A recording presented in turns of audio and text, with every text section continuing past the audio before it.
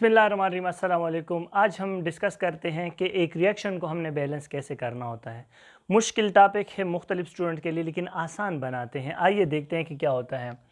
अच्छा, पहले हमने स्टेप वाइज इसको करना होता है। डायरेक्ट आपने बैलेंस नहीं कर सकते कि अरे इधर 2 लगाओ, इधर 5 लगाओ, इधर 2 लगाओ, इधर 4 लगाओ और ये तो बैलेंस नहीं हो रहा है, क्या हो रहा है। इस तरह नहीं होता। पहले आपने क्या करना होता है, इसको समझना होता है कि हमने स्टेप वाइज इसको करना है। सो पहले हम इनको ऑक्सीडाइज और रिड्यूस देखेंगे कि इनमें से कौन सा एलिमेंट ऑक्सीडाइज हुआ है और कौन सा एलिमेंट रिड्यूस हुआ है। हम क्या करते हैं, हम अगर आप लोग ये रिएक्शन देखना चाहते हो तो इससे पहले मेरी वो वीडियो आपने ज़रूर देखनी होगी जिसमें मैंने आपको ये बताया हुआ है कि कौन सा एलिमेंट पर कितना जो है ऑक्सीडेशन स्टेट होता है, कितना उस पर ऑक्सीडेशन नंबर होता है। अच्छा जी, पहले हम इसको डिस्कस करते हैं। ग्रुप नंबर 1 है पोटाशियम, तो इसका ऑक्सीडेशन स्टेट +1 है। ऑक्सीजन का क्या है, -2 है, क्योंकि ये 4 एटम्स है तो ये -8 हो जाएगा और ये +1 तो ये क्या हो जाएगा, +7।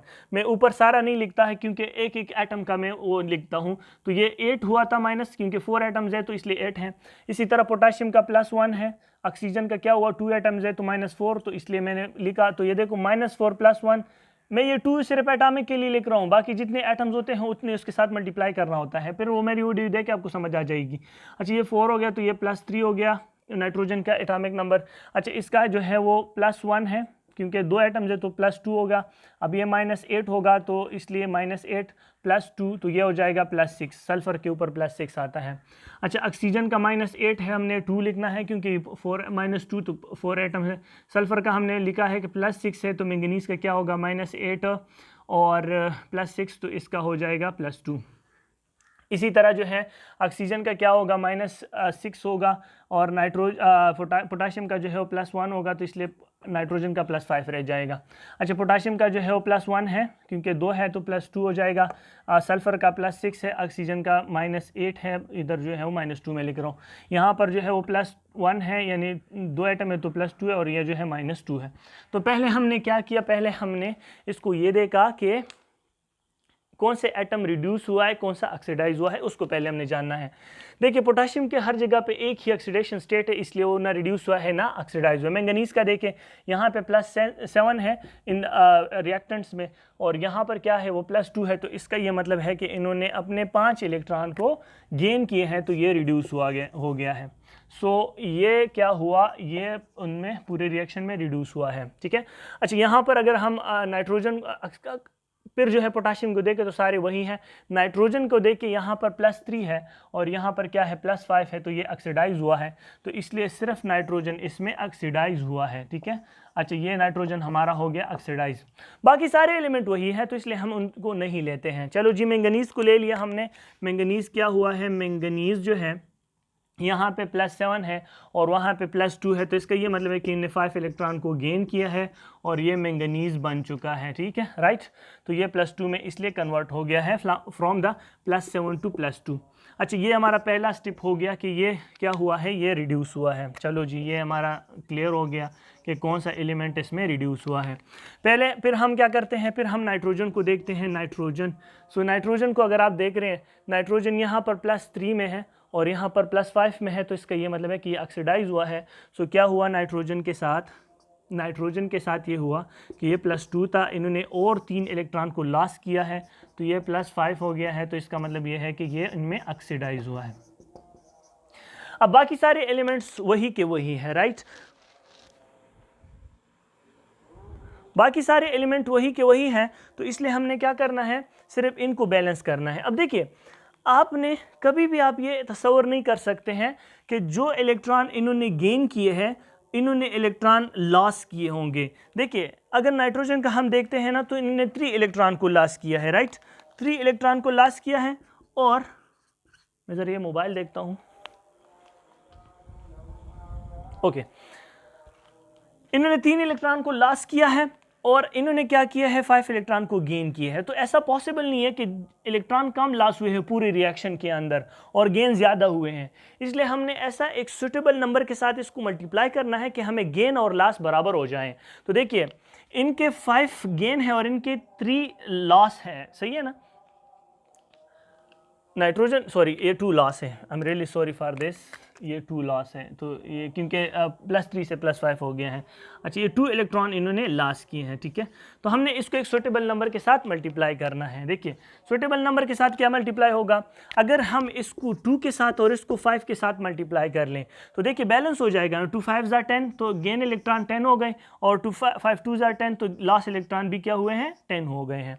तो हमने इस रिएक्शन के अंदर जहां पर मैंगनीज है उसको 5 के साथ 2 के साथ मल्टीप्लाई करना है, और जहां पर नाइट्रोजन है उसको 5 के साथ मल्टीप्लाई करना है। तो हमें जो गेन और लॉस इलेक्ट्रॉन होंगे वो उनका पता चल जाएगा। मैं इस बोर्ड को रेस करता हूं, फिर मैं आपको दिखा लेता हूं कि क्या होता है। चले जी, अब हमने क्या किया था, हमने जो है जहां पर मैंगनीज था उसको हमने 2 के साथ मल्टीप्लाई करना था, ठीक है, और जहां पर नाइट्रोजन था उसको हमने किस चीज़ के साथ मल्टीप्लाई करना था, 5 के साथ मल्टीप्लाई करना था। तो ये हो गया है मैंगनीज विद मल्टीप्लाई विद 2, और नाइट्रोजन किस चीज़ के साथ मल्टीप्लाई करेंगे, 5 के साथ मल्टीप्लाई करेंगे। चलो अब हम देखते हैं कि मैंगनीज बैलेंस है कि नहीं है। तो देखिए मैंगनीज यहाँ पर 2 है और यहाँ पर भी 2 है, बैलेंस हो गया। यहाँ पर नाइट्रोजन 5 है और बाकी जगह पे तो नाइट्रोजन नहीं है, यहाँ पर भी नाइट्रोजन 5 है, तो ये दोनों बैलेंस हो गए। अब हमने क्या करना है, बाकी एलिमेंट को बैलेंस करना है, लेकिन कीप इन द माइंड जिसको आपने एक दफ़ा ऑक्सीडेशन और रिडक्शन के दौरान बैलेंस किया दोबारा उसको आप नहीं छेड़ोगे, ठीक है। तो यहाँ पर हमने क्या करना है, हमने सिर्फ उन एलिमेंट्स को छेड़ना है जो हमें रहते हैं। और दूसरी बात यह है कि ऑक्सीजन और हाइड्रोजन को सबसे लास्ट में करें तो आपके लिए आसानी होगी। स्टार्ट में भी कर सकते हैं लेकिन उसको लास्ट में छोड़े तो आसानी होगी।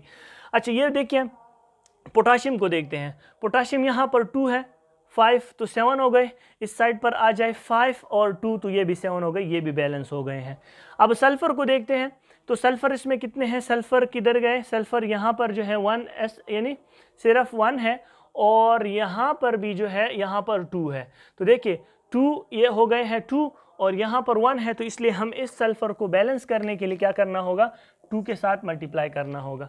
तो सल्फर हमारा बैलेंस हो गया। देखिए 2 सल्फर यहाँ पर भी हैं और 2 सल्फर और जो है कितने हो गए हैं, सॉरी 2 ये हो गए हैं 2 और यहाँ पर जो है वो कितने हैं 3, तो इसलिए हमने इसको 3 के साथ मल्टीप्लाई करना है। हम रियली सॉरी, ये सल्फर को 3 के साथ मल्टीप्लाई करना होगा क्योंकि इसको बैलेंस तब किया जाएगा। देखिए एक 2 सल्फर यहाँ पर है और 1 सल्फर, तो ये 3 हो गए हैं। चलो इस साइड पर भी ये बैलेंस हो गया है।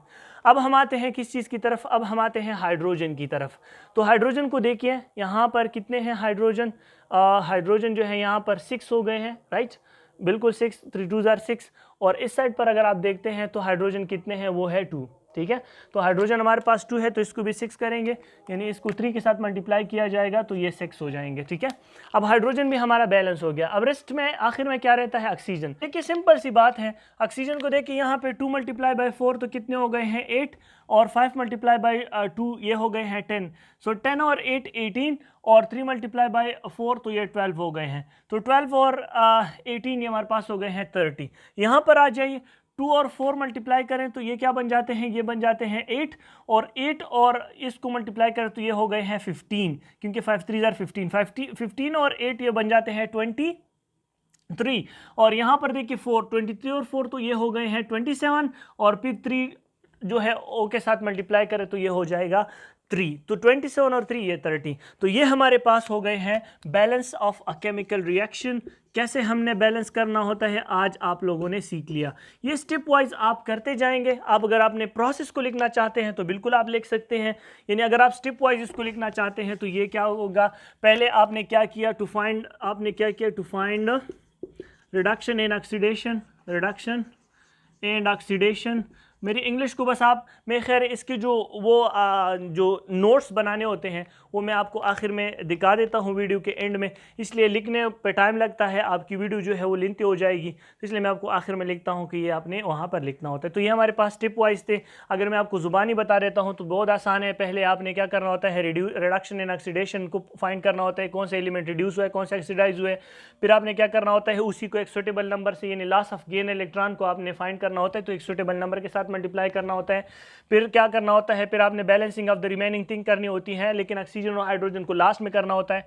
तो पोटाशियम को हमने बैलेंस किया, फिर हमने हाइड्रोजन को बैलेंस किया, और आखिर में हमने ऑक्सीजन को देखा कि ये बैलेंस है कि नहीं है। तो ये है हमारे पास balancing of a chemical equation by oxidation reduction method.